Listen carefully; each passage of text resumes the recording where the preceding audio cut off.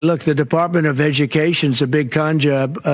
We're ranked, so they rank the top 40 countries in the world. We're ranked number 40th, but we're ranked number one in one department, costs per pupil.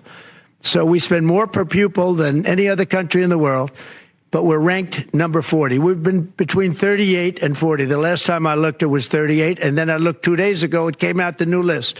It came out at number 40. So we're ranked 40.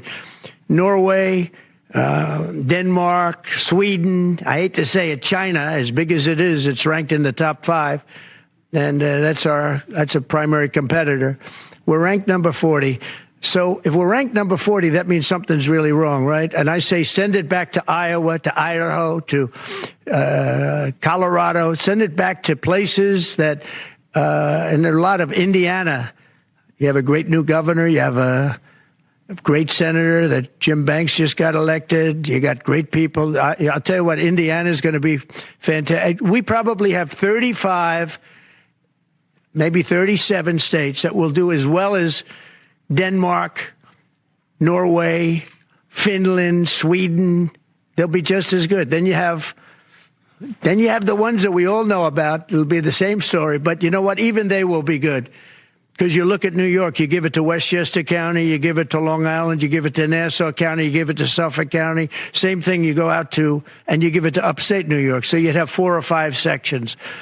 You give it to Manhattan. Manhattan's a little bit tougher for some reason. I don't know why it would be tougher, but it is. You give to California, and you go to various areas outside of Los Angeles, and you might have 6 or 7 different subgroups. But generally, like if you go to Iowa, you give it to Iowa. You don't have subgroups, you have Iowa. And other places that do a good job. If they do a good job, they're going to do a great job in education, because there's a massive fraud that's taken place. And then you have judges that are activists, and they sit there and they say, oh, as an example, $59 million going to a little small group in New York City. You get nothing going to North Carolina to help nothing. They say, we don't have any money because they've given it away on the border. But you have nothing. What they did to North Carolina is a shame. And then they sent $59 million to New York City for a hotel for a little bit of nothing. What they've done, a hotel that was not luxury, that's getting luxury rates for migrants, where they're making a fortune. And we catch them. We catch them.